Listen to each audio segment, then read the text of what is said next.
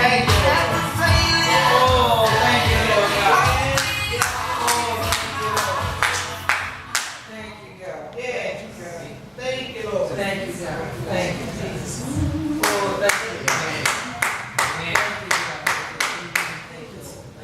Thank you, thank you, Lord. Amen. Hallelujah. Thank you, Lord. Oh, glory. Thank you.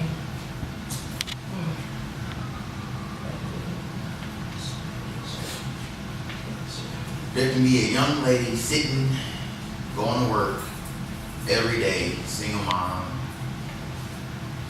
She goes to work, she don't feel like she gets the respect she deserves. The relationships that she encounters, she don't feel like they respect her. She might be getting cheated on, beat on, molested. Like, Lord knows what the situation might be. And then she goes to church one day. And all of a sudden that church, that pastor preaches that sermon that just resonates with her, and she gives her life to Christ. There might be a gentleman who feels like he's a victim of his circumstance. Might smoke, might drink, might be a womanizer, might be a beater.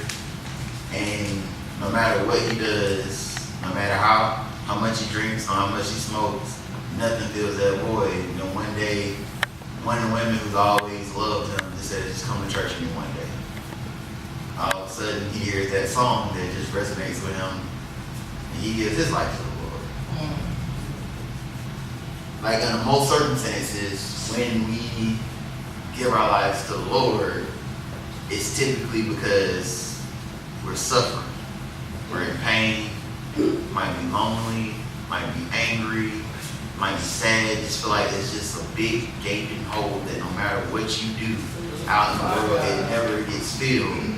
But instead, it just keeps getting bigger and bigger and bigger. So today what we'll talk about is I eat because I'm unhappy. I'm unhappy because I eat. So we all stand up for a word of prayer. Dear Lord, we just want to say thank you for allowing us another day to be imperfect in the world that you created. Yes, yes. Lord, we just want to say we know we're not worthy. And we know we can always do better and do more. And we just want to praise you for allowing us to be imperfect in your eyes, and you still love us forevermore. We just want to say thank you for taking us out of those circumstances and into your house, into your presence, and giving us the opportunity to prove ourselves. I just want to pray for any and everybody who's out there who's feeling lonely, feeling afraid, feeling like they're around 1,000 people and feel like they're the only person that's in the room. I want to pray for anybody who is suffering from lust, alcohol, drug abuse. Anybody who just feels like pain is just no longer temporary, but just a daily thing to endure. We just want to pray that they understand that we just have to give it all to you. We just want to make sure that we have become, like, we know that you're intentional, that we are becoming intentional. Intentional, everything that we need to do, like when we are successful, it was intentional. Because you gave us the vision, and you gave us the strength that we needed to endure and persevere and to come out on top, because they said in your word we are victorious. And you have never lied to us one time, but we have lied to you 1,000. So we just want to pray that you just continue to love us and allow us to keep loving one another. Amen. In Jesus' name we pray. Amen. Amen. Alright, so I eat because I'm unhappy. I'm unhappy because I eat. Does anybody know where that came from? I know Tamisha knows. Nobody? Nobody remember the Austin Power movie? Nobody? Yeah, my dad. Yeah, the fat guy. Yeah. Well, well, I mean, yeah, I mean, because I feel like that's like a very deep quote, and the reason why is because I eat because I'm unhappy. I'm unhappy because I eat. Is because in the world, most of the time when we start our habits, it's because we're unhappy. Mm-hmm. And then when we get to the point where it's like, crap, I need to change something, you continue those habits, and now you're unhappy because you have those habits. Well, that's no different in Christ. Most of the followers, I feel as though, and sometimes we spend too much time trying to define ourselves based off of the category, rather than allowing ourselves to define the category, meaning that I'm a Christian, I don't do that. I don't do that because I'm a Christian, as opposed to I'm trying to live my life right, and I am a Christian. Like, we're just like, what is a Christian? This is what I see people doing as a Christian, and this is what I'm going to follow. And in some cases, we are right on, but in a lot of cases, we're wrong, because a lot of times, what a lot of Christians do is they get a little bit better.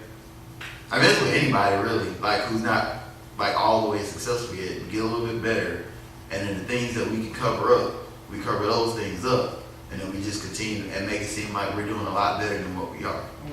And there's nothing wrong with that until you get to the point where it's like, it's time for you just to be the best that you can be. And then people thinking that you are at a level that you're not quite there yet, because now when people expect more of you is exposed. So now it's time like we have to make a decision.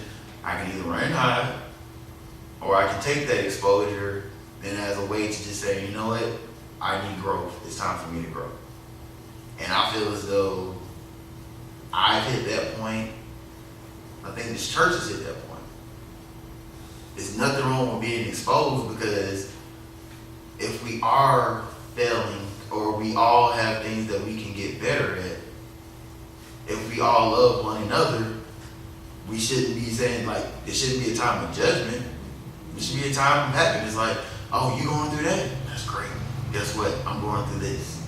But this is how I help myself. This is how I got through this, and this is how I got through that, as opposed to, well, you got your mess, and until you clean your mess up, I ain't worried about my mess, because my mess is a little bit smaller than your mess. But it all get us in the same hill. Now, that's if I'm wrong. So I'm saying, like, I eat because I'm unhappy. I'm unhappy because I eat. And that's something that we can really talk about for like days, because it's like, there's so many circumstances that bring you into the church. And then you hear quotes like scriptures, like John chapter 6, verse 35. And Jesus said unto them, I am the bread of life. He that cometh to me shall never hunger, and he that believeth on me shall never thirst. And in the beginning, it's very easy to believe that, because it's like, if you imagine your life before Christ, and when you come in here and you give your life to Christ, it's like the equivalent of having the ultimate junkie room, where there's trash over here, there's clothes over there, your bed's not made up, you got stuff all on the wall and splattered. That's how you enter into Christ. Like the ultimate junkies. So essentially, like, when you asking God to save you, it's like you got so much bad things on you, it doesn't matter where he strikes first, you know something's gonna be accomplished. Like something's gonna be happening, because like last year, I had a friend, like right before we started going into the gym a lot, I was like, oh man, this is exciting. Hey, what we should do to get everybody amped is, let's do a contest, like who can lose the most weight, X, Y, and Z. That way we get everybody invigorated and just excited. And then he looked at me, and he just looked me dead in the face and said, no. And I was like, why not? Because mind you, he's been in the gym for a very long time. He was like, no. He was like, that's just like Michael Jordan going to play basketball with some middle schoolers. And I looked at him and I was just like, I gotta go. And at first, in my opinion, like, it sounds so boastful and so cocky and so arrogant at the surface of it. And that was the best way he can describe what he felt about doing that contest with most of the people that we want to do it with. But then when I sat back and I started working out with him, and I started realizing he was right. Because it would have been an unfair contest. Like, he was setting himself up for failure, because it's like, if you've never been to the gym, it's like if you've never cleaned your room up, those first 30 days, those first 60 days, that first hour that you cleaning up, it's gonna look like you just having amazing stats. Like, you're gonna drop 10 pounds in 2 weeks. Like, you're gonna get a little muscle growth in less than a month. Because you didn't have muscles before at all. But somebody who's been in the gym for years, their growth is gonna be like the equivalent of you going from 0 to 20% is the equivalent of them going from 80 to 83%. Because it's harder for him to accomplish one of those goals because his body has already been there. So at this point, he's not trying to do a full body sculpt. He's trying to say, man, my bicep is like at 22 inches. I need to see how quick can I get it to 23 inches. Just like if you clean up your room, like you like saying like, hey man, if you're like just like somebody with a clean room and took them an hour to clean their room up, and you looking at them like, what's the difference? And then you walk over there and they're like, you see this? I had to take this desk apart and scrub the handles and polish it up and do all those things like that, as opposed to, what did you do? Well, I took all the trash out and I wiped my walls down. That person, even though y'all spent the same amount of time, but that person was able to detail, able to focus, as opposed to this other person who's just simply just trying to get into a manageable state where you can actually do some real cleaning. So when people, I eat because I'm unhappy, you're unhappy because you started doing a lot of things that you did not, that was not becoming of Christ. So you come into here and you're starting all over, so that means you got to put away a lot of those things. And at what point do you start being like, okay, well, this is making me unhappy, so I got to get rid of this. This is making me unhappy, so I got to get rid of that. This is not Christ-like, so I got to get rid of this. At a certain point, you're gonna stop hitting things that you already wanted to get rid of and start hitting things that, dang, I kind of like this about myself, even though it's not Christ-like. So you know what I'm gonna do? When I need to deal with this, I'm gonna go over there. Then you cross over to that, I'm unhappy because I eat. You know what it is? Like, have we not seen something that we know that we were dealing with? And somebody come and tell you, like not even directly to you, but you hear a message that you know, like, crap, I need to fix this about myself. But you try, in your mind, you be like, he ain't talking to me. Or, I still got time. I'm still working on X, Y, and Z. I'll work on T later. That's cool. Or I'm going to stop focusing on myself for a while and make sure everybody else around me is good. Amen. Amen. Then we just get to the point where it's like, I'm unhappy because I eat. Because now you're just like, God, I don't want to change these things about myself right now. I'm going to do it in my time. I know when I came into the house, I said, whatever your will, whatever your way is, I'm going to make that happen. But now this is affecting what I like. Now this is affecting things that you know what? Maybe I like that extra taste. It makes my prayer on Sunday morning that much stronger. Yes. So that way I need something to repent about, Lord. Yeah. No, I'm just saying, it's the truth. Like, to be in this pulpit, to be a leader, is to be an open hypocrite. There's no way around it. If you want to be great at it, you have to expose yourself. You have to be truthful. Amen. Because even though you're not perfect, if you sitting here thinking about all the sins, all the transgressions that you either did or are currently doing, you're depriving somebody else of that moment to start that healing process for themselves. Yes. Nobody's saying that when we walk out of here today with this word that, oh, perfect Christian, not doing anything wrong going forward. Amen. No. Amen. You're going to go out and still be you. Amen. Amen. But at least now you know, like, you know what?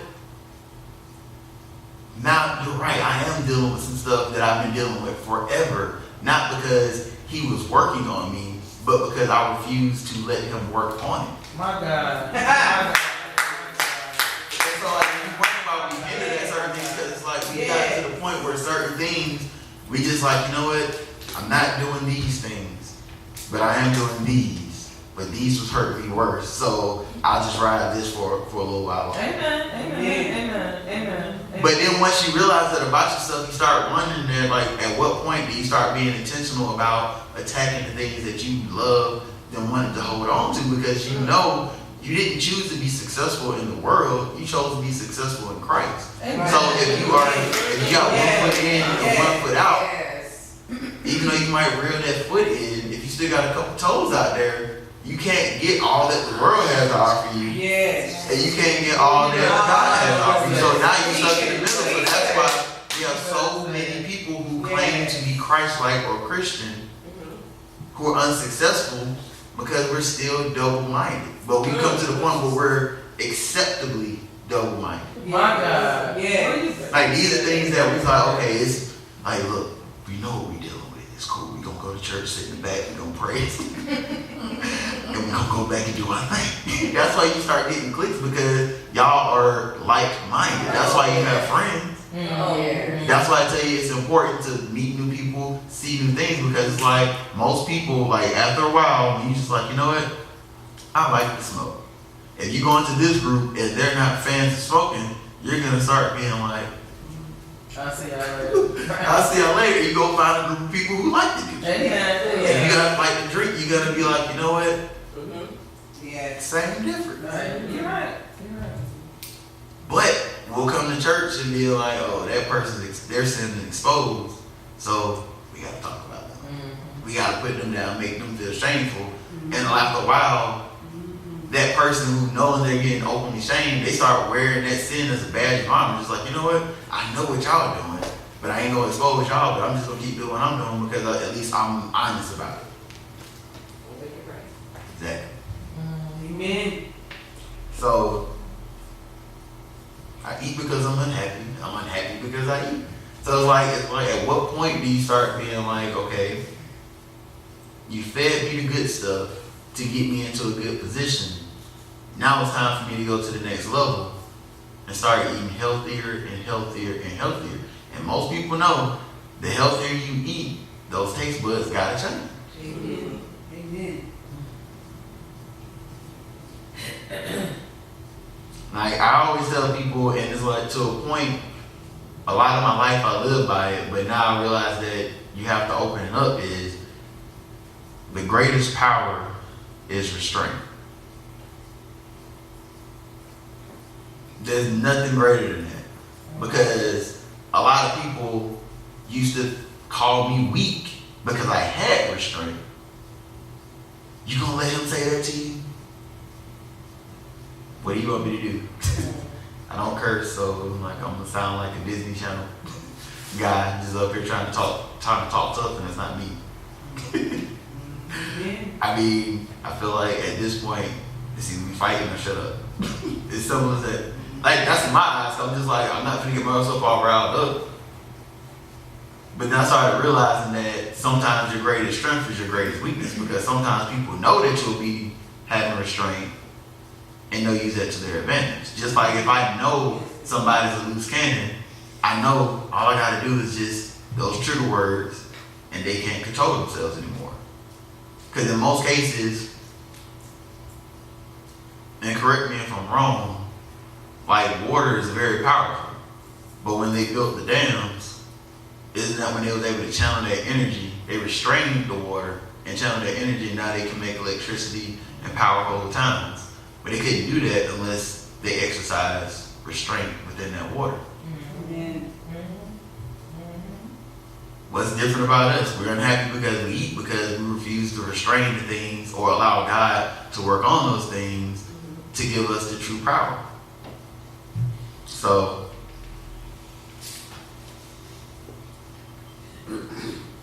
just want to say, just thank everybody always for the opportunity to speak in front of you all and to continue to develop the power that God has inside of me. And I just want to say, it's okay to be in sin long as you're working your way towards something greater. Because at what point do you start saying, like, God, I want more, I want this and I want that? And he's going to say, I want more from you as well. And it's not like he's asking you to do anything that's messed up. He's just asking you to be the best version of yourself. Amen. So you need to tell me, if I were just to let go of all that sin that I told you when I first got here, I would let go. That you give me everything that you have to offer. Just think about it. Thank you. Amen.